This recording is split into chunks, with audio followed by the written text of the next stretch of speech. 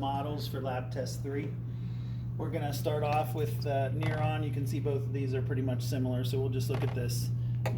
Dendrites, receptive region.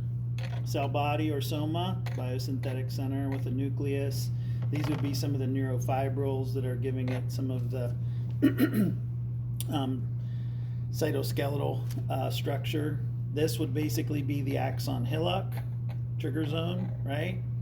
Then we've got Schwann cells here with the myelin sheathing, the length of the axon here, anywhere where the myelin pinches in, the gray, this would be an unmyelinated node of Ranvier, site of what? Saltatory conduction. They're not really giving us an axon terminal, so that's pretty much the end of the neuron slide. Then if we look up here, we have two of these boards and one of these, so this will definitely be like a couple of stations. So we could ask all about the gray and the white matter of the cord. You always want to orient yourself and know anterior median fissure, posterior median sulcus, and also the dorsal root ganglion. So here back is posterior and dorsal things. So posterior horn, posterior column, lateral horn, anterior or what? Ventral horn, anterior or ventral column. The gray commissure is the crossbar, the little hole's the central canal. So those are the parts of the cord itself. Then meninges and spaces we could ask. This would be pia mater. All this that's gray is the arachnoid layer. You see how the arachnoid sticks to the blue but has some of these little projections. This whole area is the subarachnoid space. This area would be the epidural space because it's beyond the blue. The blue is the dura mater. So epidural, dura, arachnoid, subarachnoid space, pia mater. What else? Roots. This is the ventral root. It's motor only. This is the dorsal root with the dorsal root ganglion. It's sensory only. Once you get to here, you officially have a spinal nerve. Now, the thing that you can see on this model that is no good for meninges and spaces, but you see where the roots merge, spinal nerve. Now you have just a little bit of a peek at some of the ramuses, okay? So this would be they should have made this maybe a little smaller. This is the dorsal or posterior ramus, and whichever of these is bigger is going to be the ventral ramus. So the ventral ramus would be coming out, and it's the ventral rami that form plexuses, okay? So, and then this maybe is the rami communicantes, I don't know. But they if they were making this true to size, the big one coming to the front. But all spinal nerves are now carrying both, so we say they're mixed. Good? Then we move to the brain. So let's go through the brain regions first. Cerebrum, thinking, sensory, motor, general function. Cerebellum, skilled motor movements. Diencephalon, everything above my hands. Has epithalamus, thalamus, hypothalamus. Everything below my hand. Brain stem is going to have midbrain, pons, medulla. Okay? Now, what are the parts of the cerebrum? You should know the lobes: frontal, parietal, occipital, temporal, hidden, insula. We should know a ridge is a gyrus, shallow valley is a sulcus, deep valley is a fissure. You need to know two fissures: the longitudinal fissure, and back here would be the transverse fissure. Very hard question, could be related to the sheep's brain. The falx cerebri is the dura that goes in the longitudinal fold. The tentorium cerebelli goes in the transverse fissure, and right where the vermis is at is the falx cerebelli. So that's a hard one maybe. Then you have to know one sulcus, the central sulcus. So you see the numbers here. You have to know front from back of the brain. If this is the front and this is the central sulcus, what's the ridge in front of it? Precentral gyrus. I'm going to ask one lab, name this, and what's the function? Another lab, this, and what's the function? So precentral gyrus, primary motor area. Postcentral gyrus, somatosensory cortex. So sense of touch comes to here, initiate muscle commands here. Where do all of your special senses go? Auditory and olfaction, temporal lobe. Vision, occipital lobe. Taste, parietal lobe. All right, then other things from the cerebrum. If we look at it this way, we can see the corpus callosum. That's connecting right and left sides of the brain. There's a little partition hiding the lateral ventricle. That's the septum pellucidum. The little bit of white matter underneath here is going to be the fornix. There's also an anterior commissure. We're just getting a little peek of the white. If we did this, now you're seeing the outer gray. That is the cerebral cortex. And then the inner white are the axons. Parts of the cerebellum to know. Again, two hemispheres. The worm is the vermis. We slice it. Outer gray, cerebellar cortex. Inner white, arbor vitae. Parts of the diencephalon. These are the bulk of the diencephalon is the thalamus. So you have the lateral masses of the thalamus and the very tiny intermediate mass. With this whole dimple around is the third ventricle. It's easiest to see here.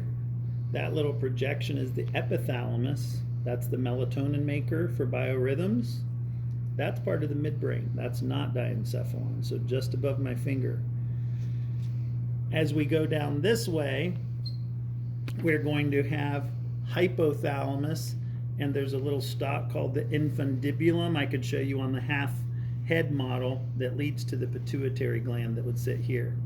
Hypothalamus has lots of functions, right? Control the pituitary, rage center, pleasure center, temperature, satiety, hunger, thirst, all those sorts of things. So very small, but lots of important function. Here's the third ventricle. That's the nice little cerebral aqueduct leading to this enlargement, the fourth ventricle. So epithalamus, here, pineal gland. Thalamus with the intermediate mass of the thalamus, and hypothalamus. So those are the three parts of the diencephalon. Then brainstem. We've got midbrain here, pons here, medulla here. The parts of the midbrain. On the front, we see these little cerebral peduncles, and on the back, we see the superior and inferior colliculi of the corpora quadrigemina. You have to know superior colliculi are visual reflexes, inferior colliculi are auditory reflexes. Pons, bulge, right? That's the bridge. And medulla, both key autonomic centers. So many vital functions associated with these. So those are the brain parts. I think that we've hit those pretty well. Now let's move to the eye. So on the eye, let's go tunic by tunic. The outer fibrous tunic is going to be including the sclera and cornea. You also have to know the extrinsic eye muscles. All of the straight ones are rectuses. Superior, you know this is lateral because the lacrimal gland is lateral on the eye. So that's the lateral rectus, inferior rectus, medial rectus. Superior oblique, inferior oblique. You have to know which nerves control them. Superior oblique is the trochlear nerve. Lateral rectus is the abducens nerve. Those each get their own nerve. The other four, all controlled by oculomotor, cranial nerve number 3. Okay? Then, after the what? Fibrous tunic, we move to that red middle layer is the vascular tunic, meaning vessels. And the vascular tunic, as we come out towards the front, there's going to be a kind of there would be the ciliary body and suspensory ligaments that attach the lens. And then as you come further towards the front, the vascular tunic becomes the what? Oh, nice, we broke it. The iris with the hole in the iris, the pupil. Okay? Then the innermost lining is the sensory tunic, made mostly of the retina. This is okay, but I think I like this retina a little bit better. The one that had yellow on it. Yeah, this one. Because that center and that yellow dot are the fovea. That's the exact dead center of the eye that would have cones only, clear vision. Off just a little bit, that's representing where the optic nerve would leave. That's the blind spot, so no vision. Optic disc, you should call it. So optic disc would be where the axons leave. We also would want to know that the lens subdivides the eye into a posterior cavity with vitreous humor. That's the jelly-like stuff that sort of stays. And between the what? Cornea and the lens is this smaller anterior cavity that's filled with aqueous humor, the watery stuff that if it's high pressure, it can cause glaucoma. Good eye disorder, besides glaucoma that can cause blindness, yellowing of this is cataracts. Okay? Then let's look at the ear.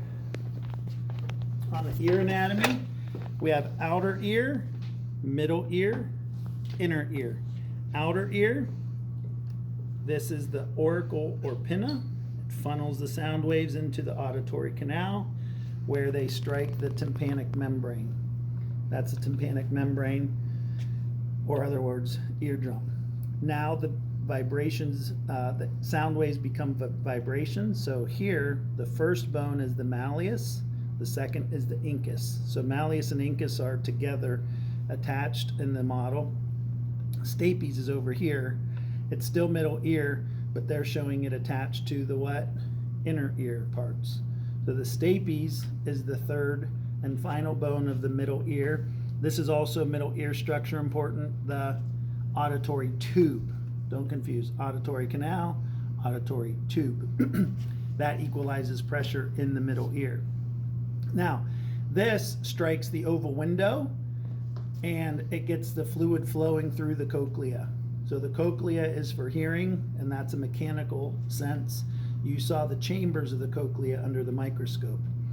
This, you should know, is the cranial nerve 8, the vestibulocochlear nerve. It carries impulses from the cochlea about hearing and from the vestibule, and you should know these are the semicircular canals for equilibrium. So the vestibular branch is carrying basically from this half of the inner ear, cochlea from this half. All right, that's the ear, and let's look at the plexuses. The cervical nerve, the only nerve I had you know of the cervical plexus, is the phrenic nerve. So cervical plexus is C1 through C5, and the only nerve you had to know was the one that comes to the diaphragm. So if you had a piece of tape on here and said what nerve goes there? Phrenic. What's it from? Cervical plexus. What rami form it? C1 through C5. The next plexus is what? Brachial plexus. So let's look at an arm. This is formed from C5, C6, C7, C8, T1, ventral rami, and the nerves that come out of the brachial plexus. Well, if we had a nice deltoid here, that would be axillary. Coming to the triceps and all of these posterior what? Extensors of the hand would be the radial nerve. So there's 5 of the brachial plexus. Axillary, radial. Here, hitting the biceps and brachialis would be the musculocutaneous. Then coming on out to the forearm and hand, sort of bisecting the middle finger. Everything towards the pinky is going to be the what? Ulnar nerve. And everything straight down through the middle and splitting the ring finger, all of these medial flexors are going to be innervated by the median nerve. So what are they? Median, ulnar, musculocutaneous, axillary, radial. Oops, radial. He's got his arm twisted. Then on leg, L1 to L5 forms the lumbar plexus, and the lumbar plexus is going to serve the front. So the obturator nerve, they're not really showing us a very good obturator. That's going to hit all of the adductors of the thigh, right? So remember pectineus, adductor longus. So if I had a piece of tape on here and said, what nerve innervates this? Obturator. What's it come from? Lumbar plexus.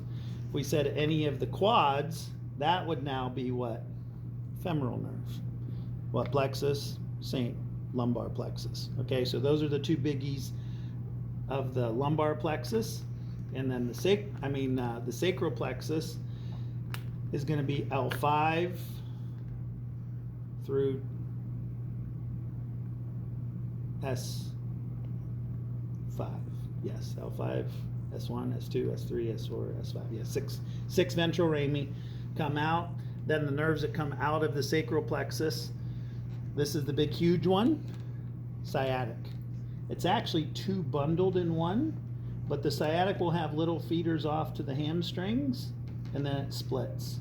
When it splits, you can see that one will go laterally towards the fibula, so that's the common fibular, and one will sort of stay straight and go more posteriorly. Well, it's going to split, but we're just going to call it all tibial.